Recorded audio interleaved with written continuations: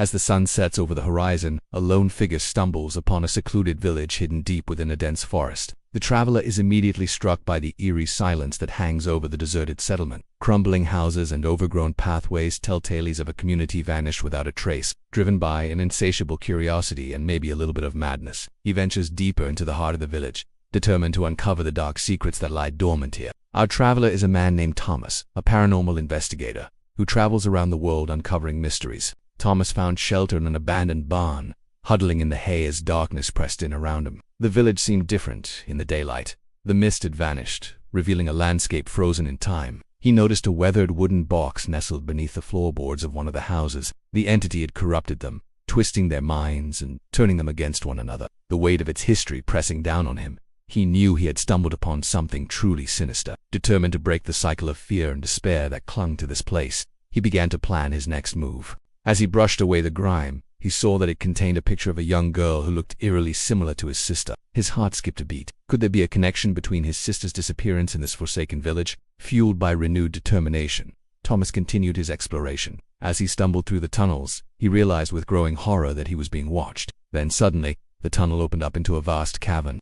In the center, bathed in an eerie green glow, sat the silver locket. It pulsed with a sinister energy, beckoning him closer. From the shadows, eyes gleamed. Twisted faces emerged and skeletal hands reached out to him. He had unleashed the very demons he'd sought to contain, and now they were coming for him. It was a photograph of the village, taken from the exact same angle as the ones he'd seen in the locket. And in the background, he could have sworn he saw the face of the emaciated woman from his dream. His blood ran cold. Was the nightmare he'd experienced a glimpse into the very essence of this place, or was something more sinister at play? With a pounding heart, he decided to leave, to put as much distance between himself and this forsaken village as possible. But as he turned the key in the ignition, he knew he was not leaving empty. The spirit of this place, whatever form it may take, had latched onto him, and he had no idea what it wanted. Or worse, he did, and it was going to cost him everything. The village, once silent and still, was now alive with unspeakable horrors, and Thomas was trapped in its gruesome embrace. Torn between terror and morbid fascination, Thomas hesitated for a moment,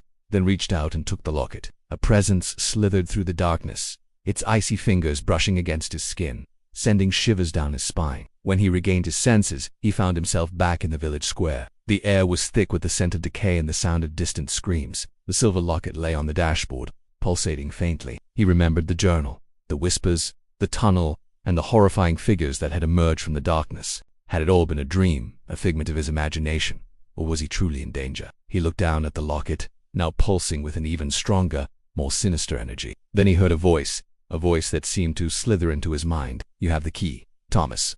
Now embrace the darkness." The air crackled with malevolent energy, and he could feel the entity's burning gaze boring into his back. His mind raced, trying to make sense of the horrors described in the journal. The walls were adorned with grotesque carvings depicting scenes of unimaginable terror. Suddenly, the air grew thick with the stench of decay, and he realized he was standing at the edge of a chasm. At its bottom, he saw a figure, skeletal and emaciated, as though consumed by some otherworldly fire. As he leaned closer, he saw that it was a woman, her limbs twisted at unnatural angles, her jaw hanging open in a silent scream. Was this the very author of the journal whose tormented soul had been trapped here for eternity? He had to find the artifact, understand its power, and sever the link between this world and the abyss from which it had come. The fate of this forsaken village and perhaps his own sanity rested on his shoulders. The once close-knit community had descended into chaos and violence until every single inhabitant had been consumed by darkness. He examined every nook and cranny, hoping to find some tangible link to the past. The relentless humidity sapped at his energy,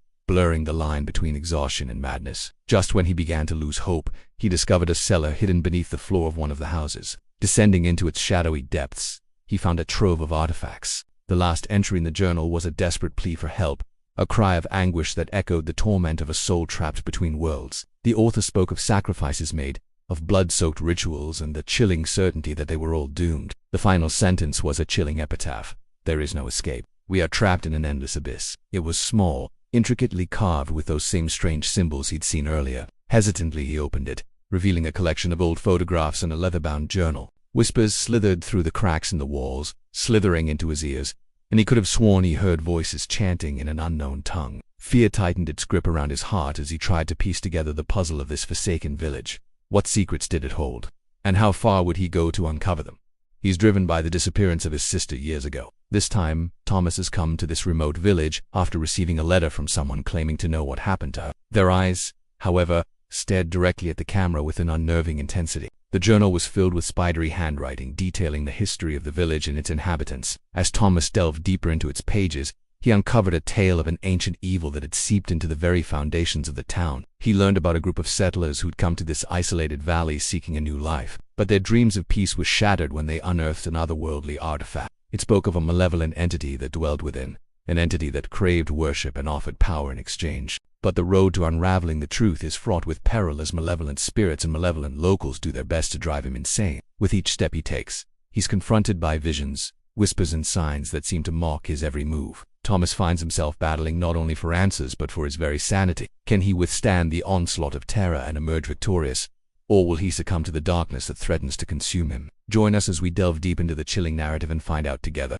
Many hours had passed since Thomas arrived at the village, but it felt like mere minutes. He sat alone in his car, watching the mist roll through the decaying buildings, knowing he was being watched. They were crude, almost primal, and seemed to writhe and shift like living things in the fading light. Each structure whispered tales of a sinister past, drawing him in with their silent screams. Thomas stood before a house that seemed relatively intact, its windows dark and lifeless eyes staring back at him. He could feel the weight of unseen eyes boring into him, but when he turned, there was no one there. The silence was deafening, amplifying every creak of the old houses. Suddenly a movement in the corner of his eye made him whip around. A dark shape seemed to glide between the buildings, vanishing into the mist. Curiosity and a morbid fascination drove him deeper into the village, ignoring the growing sense of dread that coiled in his stomach. The closer he got, the more he noticed strange symbols carved into many of the houses. As night fell, the forest came alive with sounds, rustling leaves and hooting owls. In the eerie silence of dawn, Thomas ventured out,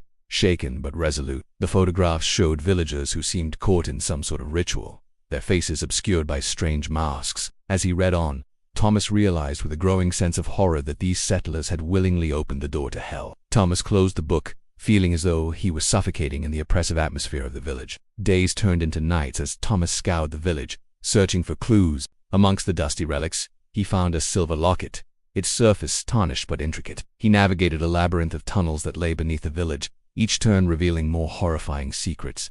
Thomas recoiled, shaken to his core. He scrambled back, desperately seeking an escape from this subterranean nightmare. Panic seized him, propelling him forward. He ran blindly, the sound of his own ragged breathing echoing in his ears. As he grasped it in his hand, the world around him dissolved into a vortex of emerald light. And as the voice echoed around him, Thomas realized with a growing sense of horror that he was not alone. With a primal scream that echoed the torment of his soul, Thomas awoke in his car, gasping for breath. As he fumbled for his phone, the screen lit up, revealing a message that sent chills down his spine.